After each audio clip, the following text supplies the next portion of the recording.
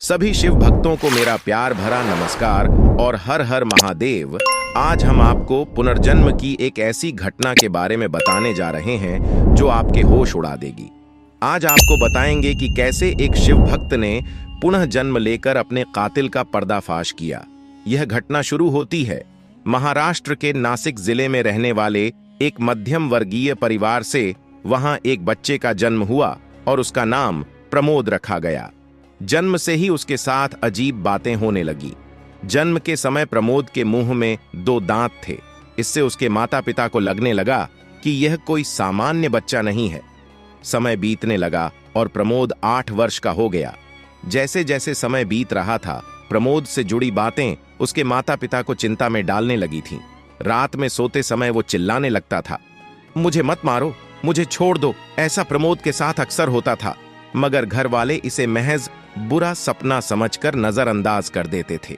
अब प्रमोद स्कूल भी जाने लगा था, मगर उसका मन पढ़ाई में नहीं लगता था। स्कूल के बहाने वह 8 साल का बच्चा स्कूल के पास शिव मंदिर में अक्सर बैठा दिखाई पड़ता था। कहने के लिए तो वो स्कूल जाता था, लेकिन उसका अधिकतर समय मंदिर में ही बीत जाता था। वहां के पंडित से उसकी जान पहचान हो गई थी और वो उस पंडित को बताता था कि मुझे ऐसा लगता है कि कोई शक्ति मुझे इस मंदिर की ओर खींच रही है। पंडित बालक की इस तरह की बात पर हंस पड़ते थे और बालक को प्रसाद देकर घर भेज देते थे। एक दिन प्रमोद का एक दोस्त उससे मिलने के लिए घर पर आया और उससे पूछा कि तुम रोजाना कहां गायब हो जाते हो। प्रमोद ने बताया कि उसे कोई शक्ति उस मंदिर की ओर खींच लेती है। उसके दोस्त ने कहा, अगर तुम्हारा मन पढ़ाई में नहीं लगता है तो तुम मुझे सच बता सकते हो। मैं किसी को नहीं बताऊंगा, मगर ये उल्टी सीधी बातें आज के बाद मुझे कभी मत बताना। प्रमोद और उसके दोस्त की बात प्रमोद की मां के कानों तक पहुंच गई।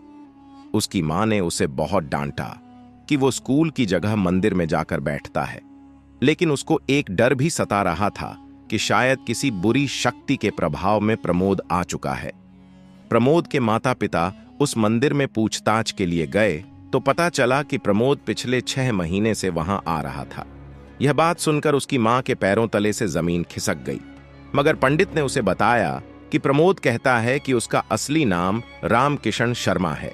बिहार के शाजापुर में उसका परिवार रहता है। पिछले जन्म में उसके छोटे भाई ने उसकी हत्या कर दी थी। यह सब सुनकर उसके माता पिता दंग रह गए। यह सब होने के बाद उसके माता पिता प्रमोद को डॉक्टर के पास ले गए। डॉक्टर ने उस बच्चे की पूरी तरह जांच की, मगर बीमारी के कोई भी लक्षण दिखाई नहीं पड़े और उसकी दिमागी हालत भी एकदम सही थी। डॉक्टर प्रमोद के माता पिता को सलाह देते हैं कि आप भले ही इन सब बातों पर विश्वास न करें, मगर एक बार इस बच्चे की कही बात की सत्यता की जांच जरूर करें, क्योंकि ऐसी अनगिनत कहानियां सच साबित हो चुकी हैं। उन्होंने इस बात की छानबीन करी तो पता लगा कि प्रमोद की कहानी कोई काल्पनिक कहानी नहीं थी, बल्कि उसके मुंह से निकला हर एक शब्द सच है। उन्हें पता लगा कि सन 1986 में रामकिशन शर्मा की मौत हो गई थी और शाजापुर में उसका परिवार आज भी रहता है। ये सब जानकर प्रमोद के माता पिता हक्के बक्के रह गए थे। इस प्रकार की घटना उनके जीवन में पहली बार सामने आई थी। अब प्रमोद के माता पिता प्रमोद से उसकी हत्या की कहानी विस्तार से सुनना चाहते थे, ताकि हत्या का कारण और उससे जुड़े सबूत उनके हाथ लग सके। प्रमोद बताना शुरू करता है, यह बात तब की है जब मैं 24 वर्ष का था। मेरा पूरा जीवन शिव के चरणों में समर्पित था। महादेव के आशीर्वाद से मेरा विवाह एक बहुत ही सुंदर लड़की से हुआ। मैं अपनी पत्नी के साथ बहुत खुश था, मगर मेरी खुशी मेरे भाई से देखी नहीं गई। वो अक्सर मुझे मेरी पत्नी के सामने नीचा दिखाने की कोशिश करता रहता था, लेकिन मैं उसे छोटा भाई होने के कारण माफ करता रहा। मेरे भाई की मेरी पत्नी रुक्मणी पर गंदी नजर थी। औरत के लालच में उसने तकिए से मेरा मुंह और नाक दबाकर मेरी हत्या कर दी थी। मैंने उसे भगवान का वास्ता भी दिया, लेकिन वह जालिम नहीं माना और तकिए का दबाव बढ़ता चला गया। मरते समय मेरे होठों पर बस एक ही शब्द था, हर हर महादेव। मेरी मौत को सामान्य मौत समझ लिया गया और मेरी पत्नी रुक्मणी की शादी मेरे भाई से कर दी गई। लेकिन जब मेरा जन्म प्रमोद के रूप में हुआ तो मुझे सारी बातें धीरे धीरे याद आने लगी। मैं अक्सर आपको भी बताता था कि मेरा नाम रामकिशन शर्मा है और मेरी एक पत्नी भी है, मगर आप मुझे बच्चा समझकर मेरी बातों को नज़रअंदाज कर दिया करते थे।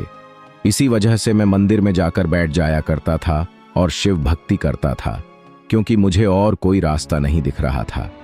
दुनिया में बस मूर्ति रूपी भगवान शिव ही मेरी बातों को सुनते थे और न तो कभी भी मेरी बातों पर हंसते थे और न ही मेरी बातों को झूठ समझते थे। घर वालों को प्रमोद की बातें समझ आ गईं और उन्होंने सारी घटना रामकिशन शर्मा के परिवार वालों को बताई। जब प्रमोद उनके सामने आया तो प्रमोद ने अपनी पत्नी और बच्चे को बड़ी आसानी से पहचान लिया। वो अपनी बूढ़ी माँ के कंधे पर सिर रखकर जोर ओर से रोया। प्रमोद ने अपने परिवार वालों को ऐसी ऐसी बातें बताई कि सबको उस पर विश्वास हो गया। उन्हें इस बात का बहुत दुख हुआ कि रामकिशन की मौत एक हत्या थी जो उसके ही छोटे भाई ने की थी। उन्होंने प्रमोद को बताया कि रामकिशन की मौत के बाद उसका छोटा भाई भी धीरे धीरे पागल हो गया और आजकल वो गांव गांव धक्के खाता फिर रहा है। इससे पहले कि प्रमोद उसे कानूनी रूप से सजा दिलाता, भगवान उसे उसके द्वारा किए गए महापाप की सजा दे चुके थे। लेकिन प्रमोद के कहने पर उसके छोटे भाई को वापस लाया गया और उसका इलाज कराया गया।